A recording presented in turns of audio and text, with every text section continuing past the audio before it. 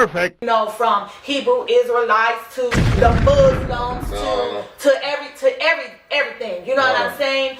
But what I will say is, young people, you have to seek the Most High for yourself. Well, what does that mean? In your quiet time, because a lot of y'all know how to pray when y'all get hurt. Yeah. Y'all know how to ask Jesus, please help me get out of jail. Or, you know, if you're sick, you know how to say a prayer. So when you're by your lonesome, all you got to do is just talk to the Most High. That's all you got to do. And then in that moment is when he can come in and he can speak to you on your own. That's how you get to know him. Because without your personal relationship, going to the infrastructure don't mean anything. Right. It's when you experience him on that road for yourself, when you in a dark alley, you know, and a lot of young people can attest to that. God done spared them out of something, you know? I think, not I'm saying what I think, but just popular opinion and word on the streets from the youth, they kind of blame God.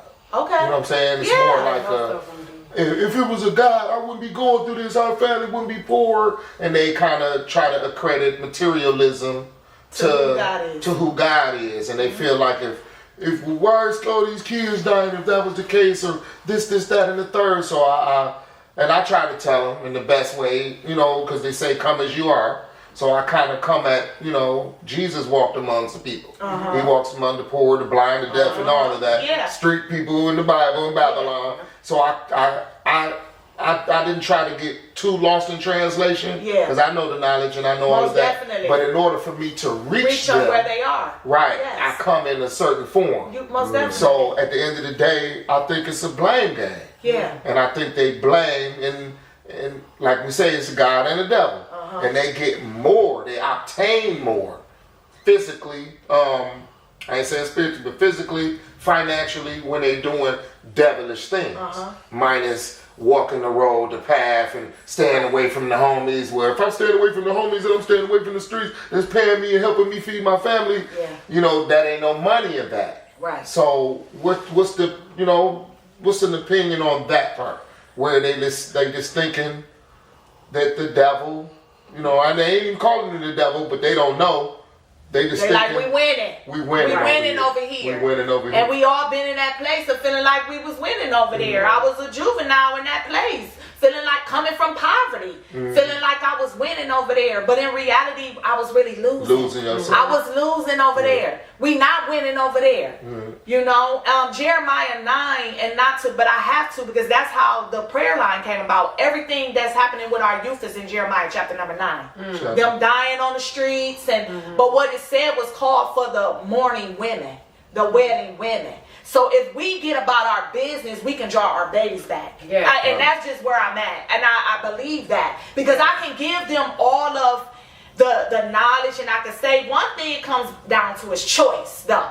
We all got a choice in the matter. No matter what age we are, accountability has to be the key.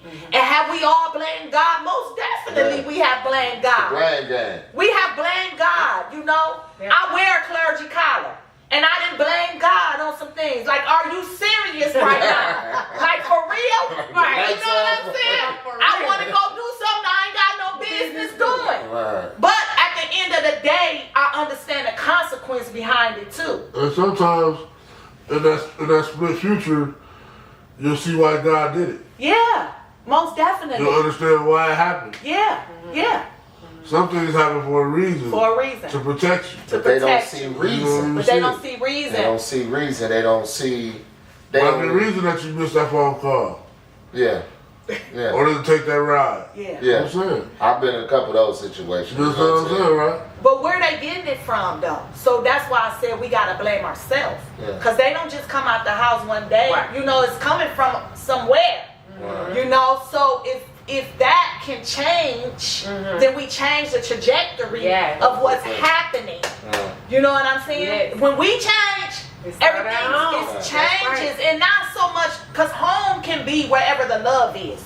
It don't have to be in your home with your mother and your father. And that's why we got the gangs. That's why we got all of that, because they're seeking love and they're seeking something in another place. But I'm going to speak to clergy because I do it all the time. You know, when we go to these funerals, where are you? That's what I say.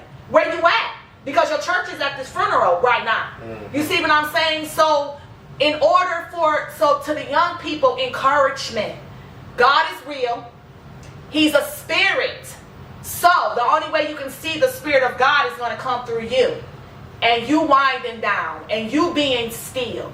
And you allowing your self to come into control. That's the first way you're going to experience God. You know, because I can talk about God all day long in this room. He can quote, you can quote, she can. But it comes with your own personal experience. Okay? And far as Lucifer, he was an angel. Yeah. So he was beautiful. Yeah. You know, if you read the book of Luke 4, so he tempted God. He tempted Jesus. Go down there, do this and this and this and this.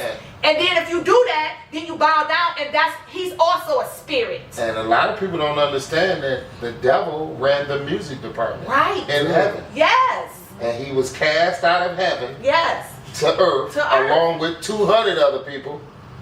Good or evil. You know what I'm saying? It was 200 other people that was cast to earth with him. Yeah. So I kind of, you know, I was on a podcast, HD The Garage, a while ago, and we was talking about the heartbeat, the music, and the dumbing down of the music. That's when she said Prince of the Air. Yeah, right. He's the Prince of the Air. Airwaves.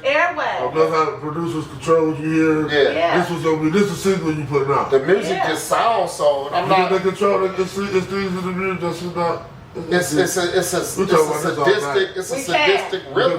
They control the music to a certain way. Yeah, through the airwaves. Yes, a megahertz. Yes. But like back in the day, remember the music we used to listen to, the Goodfield music, it had a pure 432. Yeah. It was a heartbeat. But it was still something in that to send you a subliminal message. To send right into your spirit. It's set up for destruction. It was a prison pipeline, the whole music industry. So when they switched over to the new form of music, you notice the murder rate climbed up. Everything. So music soothes the savage beast, but it's some that I think they switched the music into savagery. Because a lot of people when they're making that music, we don't know what mindset they're in. Right. Either. So going back to what I said about my son when he was just a teenager. And he said the rappers got us thinking we can money. Right, so going back to what you said about the fast money and the fast lane, it's all that whole image. Go ahead. I'm sorry. Go ahead. Yeah, I got in trouble with the Lottie case, and I was taking a shower, and I was listening to Young Jeezy. I listened to everything he said. I said, "Why ain't he in trouble like me?"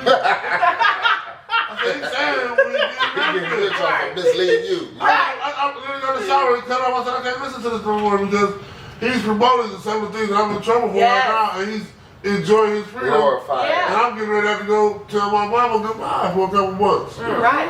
Yeah. So the music is definitely heavy. If you don't listen to the music responsibly, there's nothing wrong with the music. What instrument? But you have to listen to it responsibly. I think it was the harp. Do they use the harp?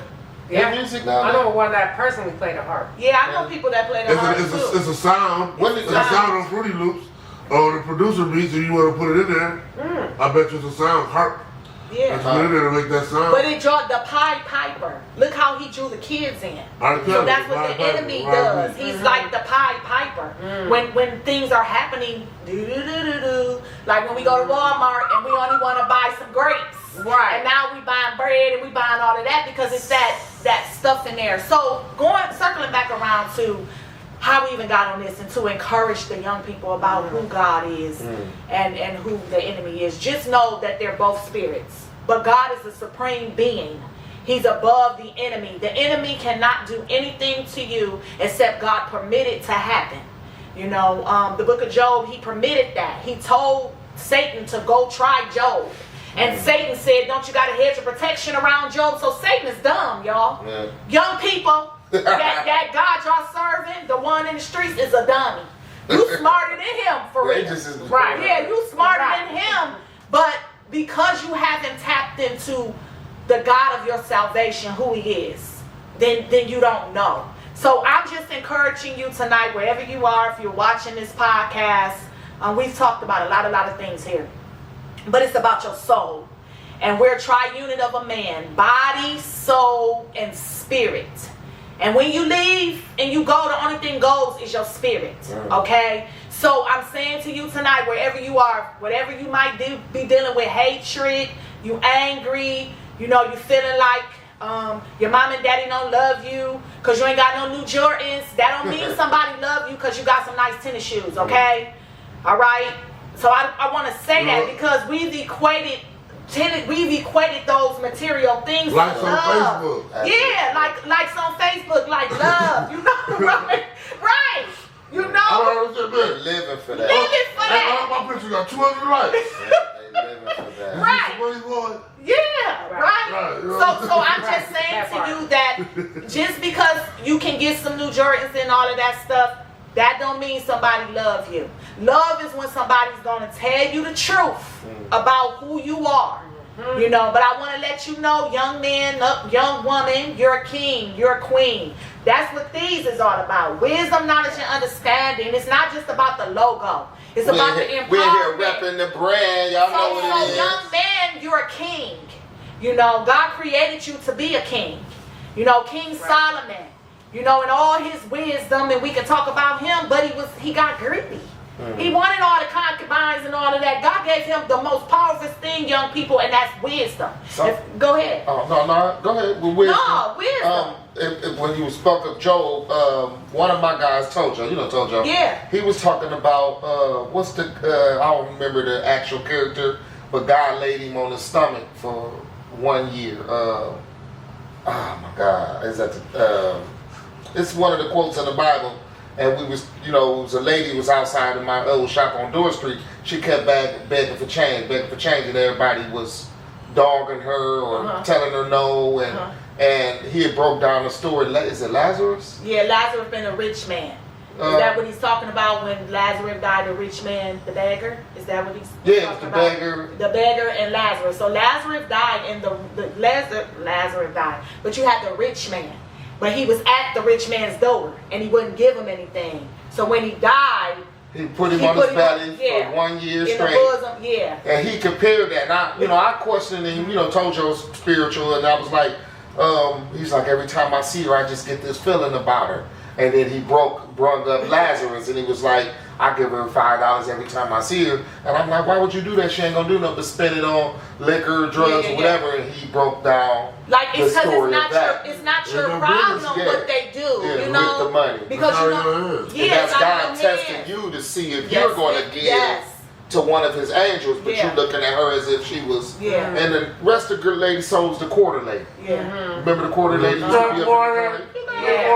Yeah. Peed on herself, but they say she was a beautiful soul, beautiful spirit, but we don't know why she was asking for the change. But Tojo, a lot of people came irritated with her for asking them for money, and everybody like, I ain't giving her nothing. But Tojo was the guy that every time he came and build something for me, he would give her money every morning. I was watching him, and I just asking him like, she ain't gonna. I kind of felt the way other people felt until he broke that story of the Lazarus down with the the rich man, because we do that. We think we above people, and we lose our compassion.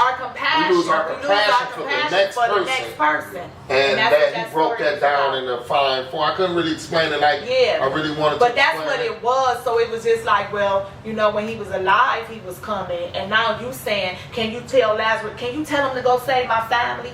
Now you want him to, go back and do all that. And he's like, well, shoot, your family was all, they weren't listening to nobody, when this, and this. So it's just, God has his way of just bringing us back to reality. Because it's another passage that talks about that, a rich man can't even enter into the kingdom. And I'm not saying rich in monetary value, but he wants us to be rich in our spirit. 1 John says, beloved above all things, I will that you prosper and be in good health, even as your soul prospers. So prosperity is not just about money, because you can't serve God in money, or physicals at all. You know what I'm saying? But that comes within time.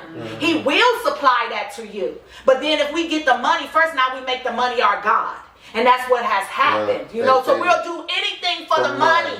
We'll sell our souls to the devil for the money, and that's what we have to teach our young people, like, you know what I'm saying? Money is good. It's not even money, it's the love of it. It's what you'll do for it that causes the trouble, you know. I got a verse that I spit where I say, I got the ill street blues, and I refuse to let this game that got me winning make my soul lose. Right. And we all struggling for betterness. And the society that's falling apart. But we know we need togetherness. Okay. You know, I'm just throwing that out there. Quote that out. So God lives through my life, you know. Come on, bro. So do you do seminars or? I do. So sessions? I teach Bible study at the Kent Branch Library every Tuesday night. I teach. You also got some downtown at the main library. The main library, not there. Unless we don't have so the Kent Street, that's Dorothy. That's on Dorothy. Okay, that's on Collingwood and Central. 3101. Okay. Yeah, so that's what we do the Bible study at. But we had the ministry. The Lord, we started in the park. Back in 2020, we started in the park. The Lord told me, take my stuff to the park. Streets, the son that's in prison brought a friend, and his friend brought the mother. And the Lord told me to call it Under His Blood Ministry. Because everything is under the blood when you step into God's presence. And so we had got a space into Glenwood Lutheran Church. And we was in there for 1.5 years. But then it was not to have like a regular infrastructure. It was about discipleship. It was a teaching ministry. Anybody that came through there, we taught. We taught about the kingdom. I'm teaching 1 year through the Bible right now again for the 3rd time. So we went through it, you know. But then God showed me a vision, and He told me it was time for me to go outside. As God is my witness, no sooner as I went outside and started going to the library, this went into the library. Wow. One of the librarians at the library by my house, shout out to Angela at West Toledo Branch, was very instrumental in helping me get these off the ground. Okay. So not only did God need me to go in there to sow the seed, but it was something in there for me. So I'm saying that to young people, I'm saying it to old people, obedience is important. But I wanted to go into Luke chapter number 16, where we're going to talk about Lazarus real quick, to just kind of reiterate where we were in talking about the rich man and Lazarus, because that's what you was talking about. And then it just says, there was a certain rich man which was clothed in purple and fine linen. Now y'all know purple is royalty. He had on the Coogee shirt. He had on the Coogee shirt, y'all. And it said, and he fared sumptuously every day. And there was a certain beggar named Lazarus, which was laid at his gate full of sores. Okay? And desiring to be fed, and I need my glasses in there in the car, fed with the crumbs, which fell, no, sis, go over there and get them glasses. I'm sorry, look at grab my purse, because I got to have my glasses, y'all. But anyway, he was fed with crumbs, which fell from the rich man's table. Yep, we doing it like this, y'all. I got my glasses. Even angels. Oh, Lord. Where they at? Oh, here they go. I need these bifocals. Okay. Give me some. And this is all a God thing, because God needs us to all see where we are in order to be able to help the young people. You know what I'm saying? We can't get to the point to say, oh, they just bad. We over here and I'm over here. No, we got to come up out of our comfort zones with our Coogee purple linen on and help the young people. Right. So he was just saying that, and he desired to be fed with the crumbs that fell from the rich man's table. Wherefore the dogs came and licked his sores. And it came to pass that the beggar died and was carried by the angels into Abraham's bosom. And the rich man also died and was buried. And in hell he lifted up his eyes. Yeah, he did. Being in torment, and he sees Abraham afar off, and Lazarus was in his bosom. And then he cried and said, Father Abraham, have mercy on me, and send Lazarus that he may dip the tip of his finger in some water to cool my tongue, for I am tormented and flamed. But Abraham said, Son, remember that thou in your lifetime, when you had everything going good for you, that likewise Lazarus evil things, but now he is comforted and you tormented. So we have to be mindful what we do to people, because what comes around goes around. And I was probably in my probably was under the influence of a couple of things, and I was like, just gotta, you know, don't give her that, don't give her that. And he came in, you know, told you a humble dude, spiritual being, as far as I'm concerned, and he came and put him to the side, and he was like, bro, this is why I give her that. And he broke that story down to me. And from that point on out, man, she got 50 cents. It was touching. And some people they don't know how to break down the parables. They don't know how to break down the quotes. And that's why I think some of them are discouraged of reading the Bible because they don't know how to distinguish, you know, the truth from what they didn't heard about, you know, such and such, so forth. But young people, as we were saying earlier, everything in the good book maps out your whole life. And I was teaching Proverbs week before last. And this is for anybody watching in this room. The Proverbs is 31 Proverbs. And that's one for each day. 31 days. Well, we know February got 28 and sometimes 29 because we're in leap year right now. But if you go in and find the chapter of the day you was born, so say I'm January the 8th. So the 8th chapter of Proverb is considered my proverb. It will tell you everything about where you are.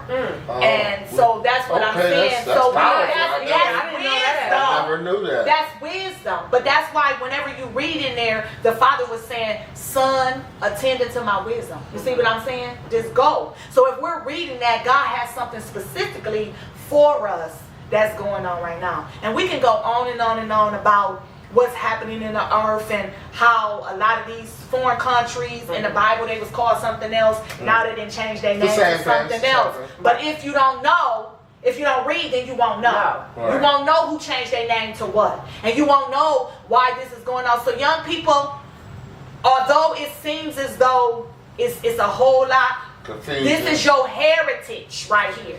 You know, to find God of your understanding, the Most High, to get a better understanding of who He is, it is going to bring wealth and riches to you. And, you know, I just said something the other day, and I'm going to just be transparent. I said Christians are some of the brokest people in the world. Facts. And the reason why we're broke is because of how we view who God is. You know what I'm saying? That's why we're broke. Because money ain't. Because money ain't. But even but I'm saying it's so many things out here for us to have access to, but we've only been taught a certain kind of way. So that's why we broke. Is what I'm saying. You know, so you don't have to be broke. So if you over there on the devil's side and you feel like you rich over there, because if you come on this side you're gonna be broke. It's the knowledge that you're gonna gain that's gonna help you be rich. That's worth more than anything in the whole wide world. And with that, I close. Okay. Well, this has been another episode of Word on the Street. Yes. We're in the game now. I'm Clyde Green and Joy Valley. The lovely Joy Valley. And we had the lovely Darla Pratt. All right. And here y'all can find her books at Amazon. You can find them on Barnes & Noble's website. And now Strong Roots is a library book. Library. Public library. And y'all better bring y'all card back. Yeah. 811.6. 811.6. That's it. And make sure y'all grab her attire right here. Where can we find these at? Show them yours like they want this. Yeah, like that. He got the knotty threads just like you guys got. Okay, so if you would like to purchase a men's and women's shirt, again, it's not about the merch, it's about the mission. You can just hit me up on Facebook, Apostle Darla Pratt, or you can find me on Instagram, Strong Root and the number 48. Root with no S. Strong Root 48. Okay. All right. 811.6. Play that phone digit. In Jesus' name. It's been another Word on the Street podcast, man. Y'all keep it locked every Thursday. Perfect.